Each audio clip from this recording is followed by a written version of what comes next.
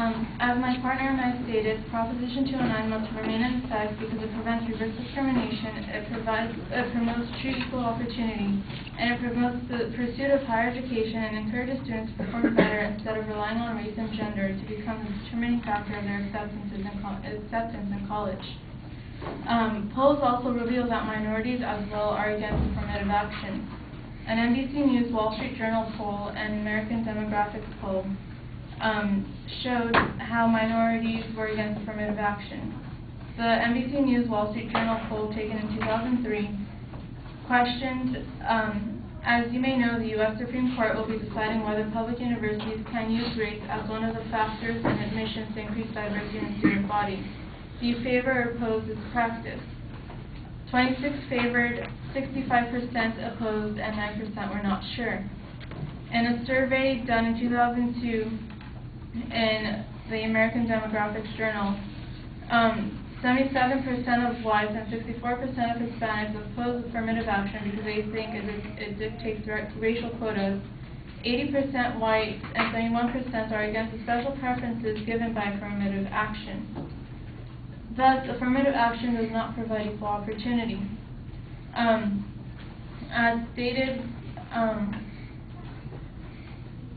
once again by Alan Contreras in The Wrong Fight Against Discrimination, affirmative action is a process, a means to an end. It is relatively recent governmental intervention intended to accomplish a particular task, which is primarily to ensure that employees and schools recruit people from ethnic and racial groups not historically represented in socially acceptable numbers in the ranks of the educated. The societal goal, however, is equal opportunity, ensuring that people don't get screened out of opportunities based on factors unrelated to job performances. And also, affirmative action in colleges is unfair. As stated in Opponents and Supporters of Affirmative Action Debate, Use of Race in College Admissions by Michelle Neely, Roger Clegg, a panelist and president, and as well as the general counsel of the Center of Equal Opportunity, stated that we cannot do that in 2008 if we are do that as an affirmative action, if we are admitting the most academically qualified students to it. That is a problem, but it can be solved only if we get rid of the disparity of academic qualifications. Disparities, Clegg insisted, are caused by illegitimacy and culture. If you have an ethnic group that has 7 out of 10 children born out of wedlock, they are not going to have the same academic qualifications as an ethnic group that has 1 out of 10 illegitimacy rate, said Clegg, comparing the African Americans and Japanese Americans. Furthermore,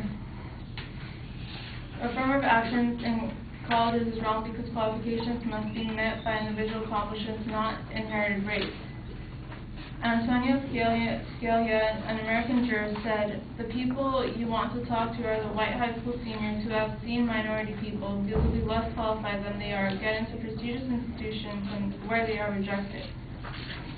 Hence, inherency or race should not be the determining factor that gets you into college, because it is unfair due to the hard work that other people are placing. And I'm not saying that minorities do not work hard. However, being part of a minority should not be the determining factor and should not be given points for it. Hence, I conclude that in order to ensure that reverse discrimination does not happen, in order to actually promote true equal opportunity, Prop 209 should remain in effect.